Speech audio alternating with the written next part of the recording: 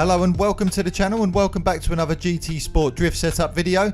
This time round it's the last car that I'll be covering from update 1.34, and it's the Pagani Huayra.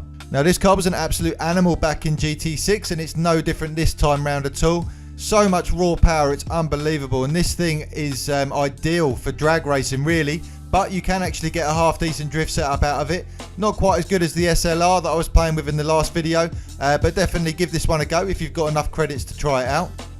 If there's any other setups you'd like to see done here on the channel, then please let me know down in the comments section. I have still got quite a few to work my way through that you've previously asked for, but I am getting there, and also the sub setups will be coming back to the channel very shortly.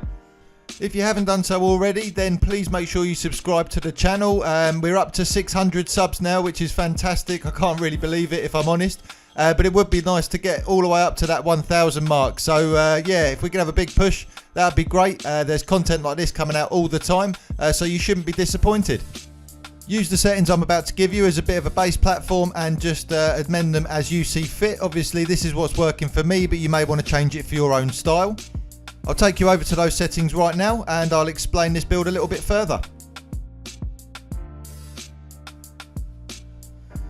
So with this one, like I said before, there is an awful lot of power here, and I actually found taking this down was the answer, and I was getting more consistent with it.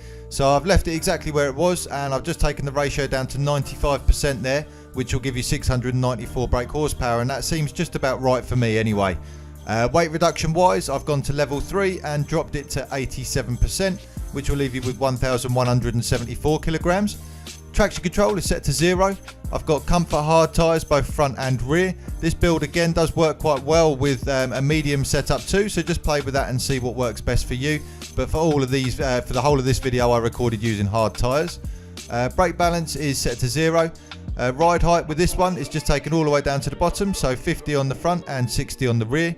The frequency is set to 2.3 on the front and 2.3 on the rear.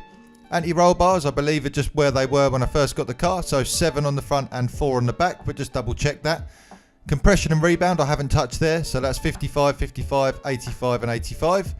Camber angle on the front is set to 3, and on the rear is 1. Toe angle on the front is set out 0.35, and on the rear it's in 0.2. Aerodynamics you can't affect with this vehicle. Differential I haven't had to touch at all, and with the transmission I've just set it to fully customised.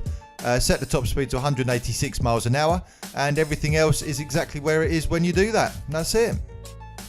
Well, I hope you've enjoyed all of these cars from update 1.34. I have to say I think it's the best pack we've had so far, certainly from a drifting point of view.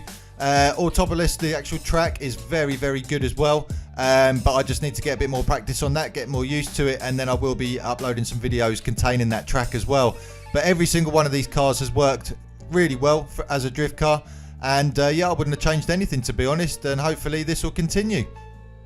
If you've enjoyed this video, make sure you give it a like. What I'm going to do now is just leave you with a few more clips of me messing around with the Huayra, and I'll see you all on the next one.